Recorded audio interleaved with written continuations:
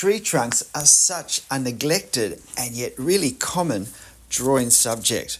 It's such a shame because besides being simply a wonderful thing to focus on as we draw, there's tremendous benefit to our overall drawing because of the sort of subject tree trunks are.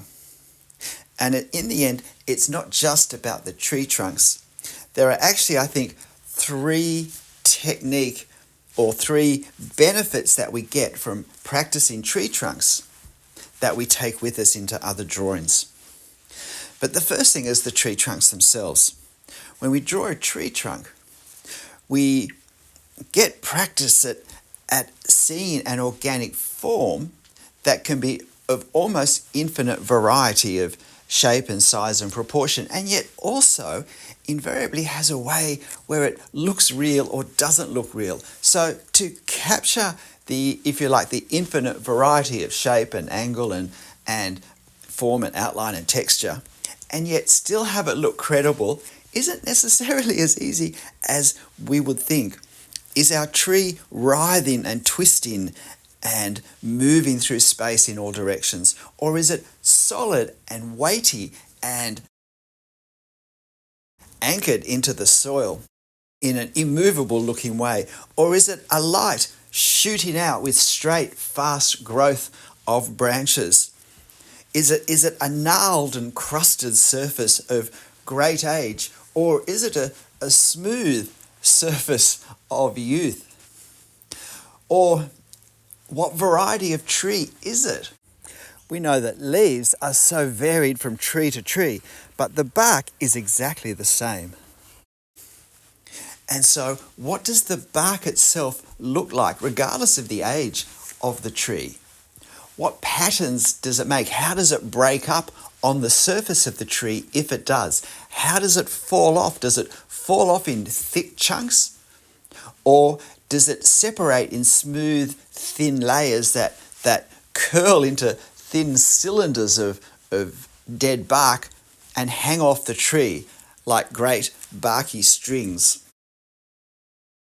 These are all very important to look at and think about when we draw a tree, when we draw a tree trunk, and the lower branches, the ones that connect immediately off the trunk, because we want to capture this individuality of each tree. Firstly, of the particular type of tree, and then secondly, of this particular tree, with whatever indications of age or environmental struggles it may have had. Now, I'm using a 0.2mm pen, and this drawing took me just over a couple of minutes, over 30 minutes in real time. So you're watching this at a very slightly more than double time. So if you want to use the cog icon, you can watch me draw this virtually in real time, if that's more helpful for seeing the marks I'm making. But notice that I'm making marks, I'm not drawing lines. When I started this tree's outline, there were some short lines, but there were dots and there were gaps, and really I was trying to start to define the twisting shape of this tree. This is an old tree, it's a jacaranda, which is a South American tree that does very well in Sydney, and so they're planted everywhere and often on streets as street plantings. So I've got two directions of lines I'm mainly using with this, and one is vertical lines for the, if you like, the separations, the striations of the bark as it ages and starts to crack apart on the surface. We do get this roughly vertical effect of these cracks within the bark, but they also twist and turn as the tree trunk or branches twist and turn as well. So they're not a straightforward up and down. We also then have our hatching direction for what we're doing. Now, I talked about three advantages in drawing trees, in drawing tree trunks and the lowest of the branches. The first we're sort of been talking about, but it's that the tree trunks are so often the neglected part of the tree, that we focus on the foliage, on the leaves, because they do present some difficulty, some challenge for many of us as we draw, until we become comfortable with a way of capturing the effect of the leaves. And the trunks are often neglected, and therefore they are often oversimplified in unhelpful ways. There's nothing wrong with simplification. Any subject can be drawn in a complex or a simple drawing style. But we still need to be capturing in the simplicity the essence of our subject. In fact, it's even harder to do with less lines, harder to do well. Tree trunks also do give us amazing hatching practice. Through our hatching of tree trunks, we want to suggest the three-dimensionality, that the branches, the trunks are fundamentally round, but also that they twist away from us, come towards us, even go over the top of us sometimes. We want to capture that. And we also, though, want to get a reality with the moulding, that this really is a tree, that there's a genuine light source coming on it that's reflected consistently enough that it adds to the sense of reality. So we get great practice at hatching.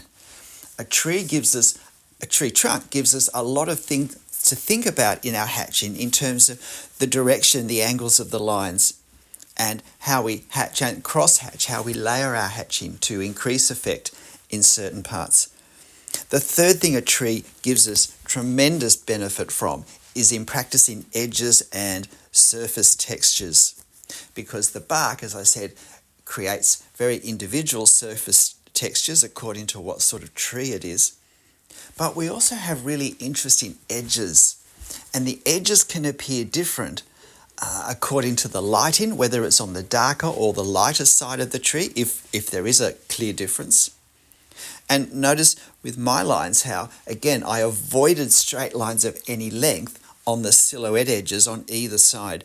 On the darker side, though, I did draw them with a little more weight. On the light source side of the tree, I drew those edges with a lighter line and even smaller marks and some greater gaps. Now you'll notice that I actually, particularly if you watch this slower again, you'll notice that several times in several places, I actually changed the width of the tree. And this is another tremendous benefit in not doing heavy outlines at the start, which we kind of then get locked into because we can't change them drawing freehand directly in ink.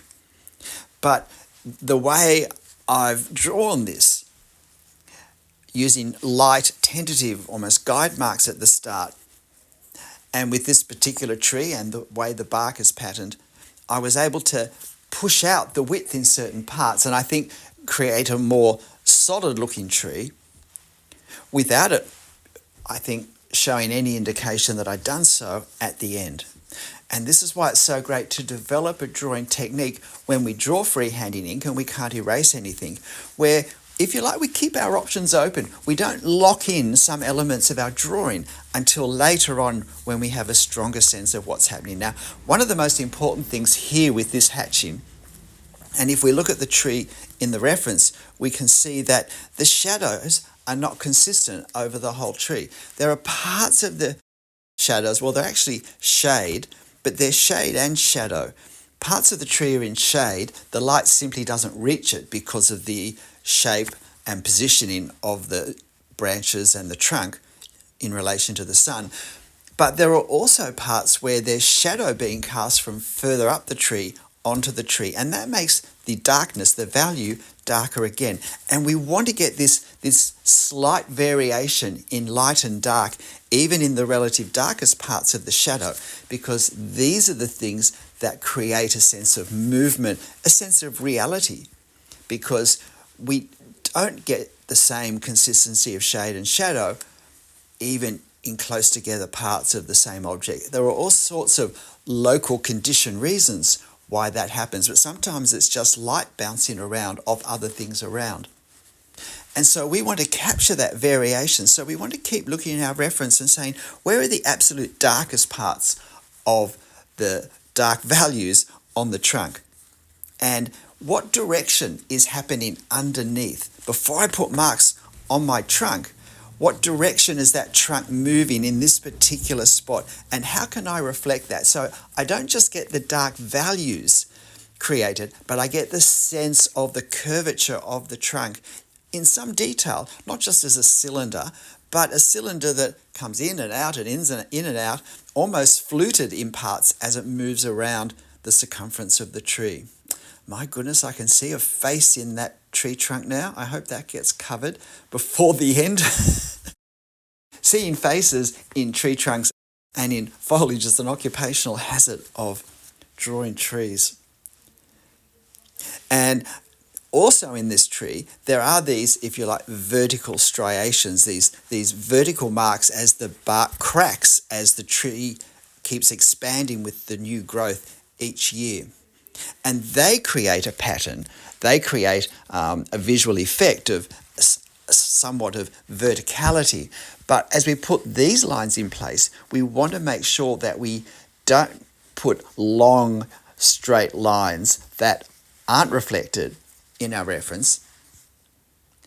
And we also want to make sure that they also move across and back and forth on our scene, reflecting the more subtle curves of the tree trunk.